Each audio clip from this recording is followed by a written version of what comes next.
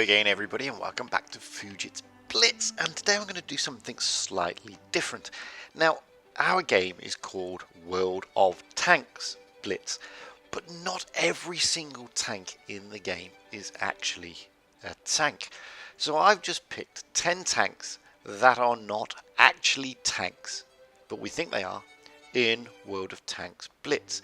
Now, it's going to be a bit controversial, but trust me, these are not actually tanks. We start off with the BT7 Artillery. This is actually a Russian infantry artillery support vehicle. Admittedly, it is based on the BT7 light tank chassis with the BT7 light tank turret. These tanks really existed. They were never designated as light tanks by the Russians. They were actually designated infantry artillery support. Only 155 were built, but they do actually exist. Unfortunately, there are no surviving vehicles. Well, not that I know of. And the thing about this was the Russians developed it in order to give sort of close infantry support with an artillery style gun. It was never meant to take out other tanks. It was actually designed to take out infantry in fixed positions like trenches and fortifications and stuff like that. So strictly speaking, it is not a tank, it's a mobile artillery piece. Now, there is a difference between a self-propelled gun, a self-propelled howitzer, a self-propelled artillery piece, an infantry support weapon, and a heavy assault gun. There is also a difference between a tank and a tank destroyer. Tank destroyers are strictly designated as tanks, but all these tanks I'm going to show you are not tanks. They have never been designated tanks.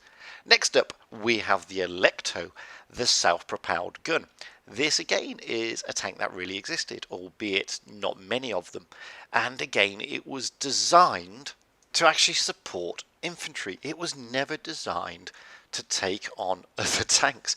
It was designed pretty much like the BT7 Artillery to provide very fast, very quick infantry support when faced with fixed obstacles like turreted fortifications and infantry trenches and stuff like that. It was never actually designed to fulfill an anti-tank role. In fact, self-propelled guns, strictly speaking, are designated towards mobile artillery than they are tanks, and they are not designated as tank destroyers. So again, there's a little bit of license given here, of artistic license by Wargaming, by taking a close infantry support artillery stroke self-propelled gun and turning it into effectively a tank destroyer, which it never was. But that brings us on to the next tank. This is the ARL V39. This was a prototype tank. It did exist, although only as a prototype.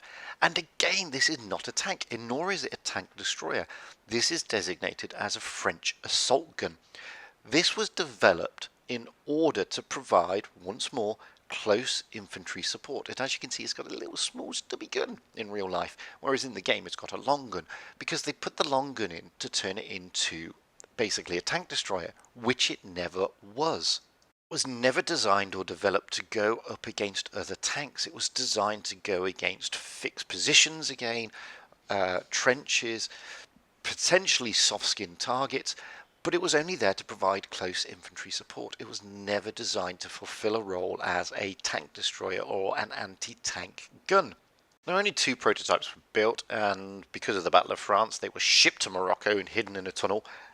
Nobody knows the fate of these tanks, and eventually the French dropped the project and developed the SAL 40 instead, which was also a prototype, which they also dropped. So, again, it's not a tank. This is just a gun on a tank chassis. This is a controversial one. This is the Sturmgeschütz 3 Aus G. That's not an Aus G there, but it's a picture I took of a Stug in Moscow, in the Great Patriotic Museum thing. This is designated as a German assault gun. It is not designated as a tank destroyer. Now, these were highly popular during World War II by the Germans, and it's basically a big gun mounted on a Panzer III chassis.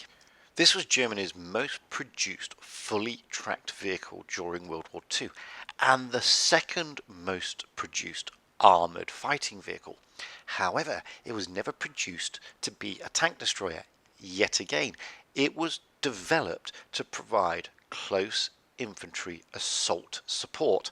It was never designed to take on tanks, but as the war developed, they continually upgraded it and continually tinkered with it, and eventually deployed it in the role of a tank destroyer, much like the Jagdpanther, which is actually designated as a tank destroyer. This, however, the little Sturmgeschütz 3, is not a tank destroyer. It is an assault gun. It was never meant to face off against any other tank. It was never meant to do that. Now, this one's controversial because the House G was kind of developed in a tank battling role, but it's still just an assault gun. Next, we have the Su-100Y, the Russian self-propelled gun. Now, again, this is another tank that really existed. It was developed for the Winter War against Finland, but it was developed, ironically, to destroy concrete defensive structures like bunkers and anti-tank obstacles. Now, only one was ever built. It was just a prototype. It never actually saw any service. They did bring the prototype into use during the defense of Moscow, but there's no actual records that it took part or fired anything in anger. So we can take from that basically it filled in a default, potentially, anti-tank tank destroyer role, but that's not what it was designed for, and this tank is not actually a tank. It's not designated as a tank. It is designated as a self-propelled gun for artillery and infantry support, to basically be a bunker buster. So again, there's a little bit of artistic license taken by Wargaming here in designating this as a tank, when strictly speaking it isn't. And because it never actually saw service in an anti-tank role or a tank destroyer role, well, you can't really call it a tank. Another controversial one, the ISU-152. This is actually designated as a Russian heavy assault gun. And this was developed, and it did exist. There's a picture of one there, and there's another picture of one that I took at the Patriotic Museum in Moscow. It was developed yet again as a artillery support vehicle or a heavy assault gun to take out fortifications. The fact is that the 152mm gun on it is actually an howitzer. So this really is mobile artillery. This is not a tank destroyer, but it is designated as a tank destroyer in Blitz. Now, the reason that happened is because as the war progressed, the ISU-152 found itself playing more of an anti-tank role. But that doesn't mean to say it was specifically developed to be an anti-tank or a tank-destroying tank, because it isn't. And it's still not designated to this day as a tank or a tank destroyer. Every Russian museum designates this tank as a heavy assault gun, which was the true purpose behind the development of this tank. So again, a little bit of artistic license. Which brings me on to the next controversial tank, or not tank, the Su-122-54. This is designated as a Russian self-propelled howitzer. It is not a tank. It was never designed to be a tank. In fact, the initial Su-122, of which this is a variant, in fact, this spawned from the ISU-152, oddly enough. And it does exist. I mean, there's a picture of it there. But the initial concept spawned from the Su-122, which we don't actually have in the game.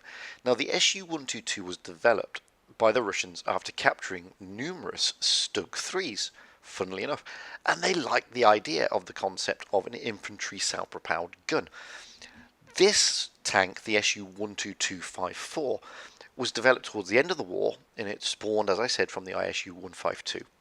And the Russians designate it self-propelled howitzer heavy assault gun, and that is the role it is meant to fulfill. It is not a tank destroyer. It was never intended to be a tank destroyer. It was meant to be close infantry support to batter those bunkers, be a bunker buster, hit heavy fortifications, and that sort of jazz. Okay, so it could be used in a tank destroying role, but that doesn't make it a tank, nor does it make it a tank destroyer, and that's the point. So this brings us on to some of the drawing board tanks. Now, I could have picked any of the Waffenträger series. I could have picked the Borsig, the Waffle Tractor, but I chose the Grilly 15. Why? Well, the Grilly 15 was specifically designed to be mobile artillery. This is a self-propelled howitzer. It was never meant to face off against tanks. It was meant to sit at the back of the battlefield and basically act as a mobile artillery, as a self-propelled gun. That was its role. And this is why it has pants armor and why it has a truly massive gun. The tank never existed. The picture you saw a minute ago was just a wooden mock-up. But it's not about whether the tank existed fully. It's about what role it was designed to undertake. This again is never been designated as a tank, and it would never have been designated a tank. It is self-propelled artillery, simple fact of life. And again, there's a bit of artistic license taken here by Wargaming calling this a tank destroyer. That's not the role it was made for. It was not the role it was intended to do. Simple fact of life. However, you know, had it existed, who knows what it would have done? Would it have faced tanks? Finally, it brings us to the FV215B 183, a tank that never existed. That picture there is a wooden model mock-up. Now, in real life, this tank was actually just called the FV215B. The reason Wargaming have put the 183 designation at the end is because the planned gun was a 183mm howitzer. The British, when they designed it as a British self-propelled anti-tank gun. So, okay, you could argue it was a tank destroyer, but it's never designated as a tank destroyer, and it was never meant to be. This was meant to be an anti-tank gun. It sits at the back, out of harm's way, and throws its shells, much like artillery. In fact, it bears a lot of characteristics and hallmarks of the American M108 howitzer, which looks similar and was a real howitzer deployed during the Vietnam War. It bears a look of that, but it isn't that tank, and that tank never came about because of this.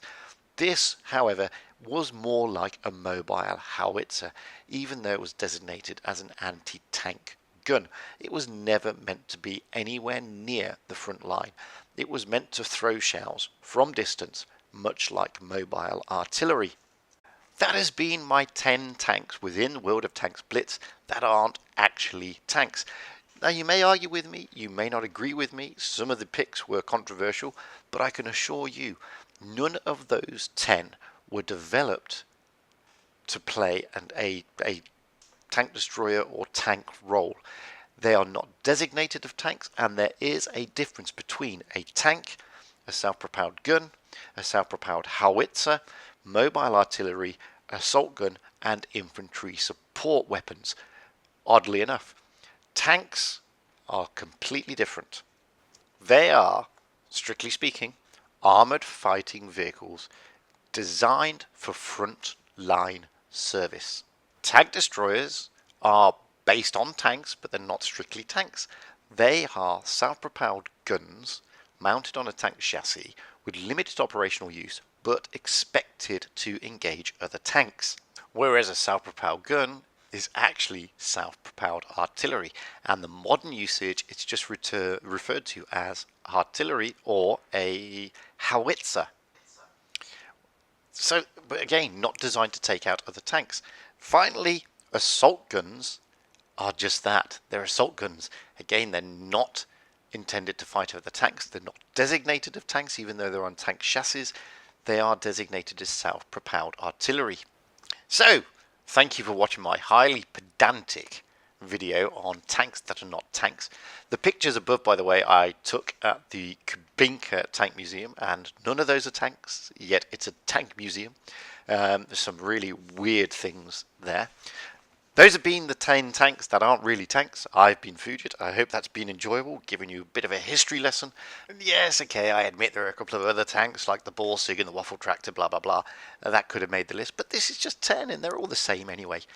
So, with that, by all means, comment, like, and all the rest below. If you haven't yet, please press subscribe. Nice thing to do, makes me happy. If you've got any decent replays, send them to me at fugitsblitz@gmail.com. By all means, you can now join me on Discord. The link is below. You can even join me on Facebook and Twitter.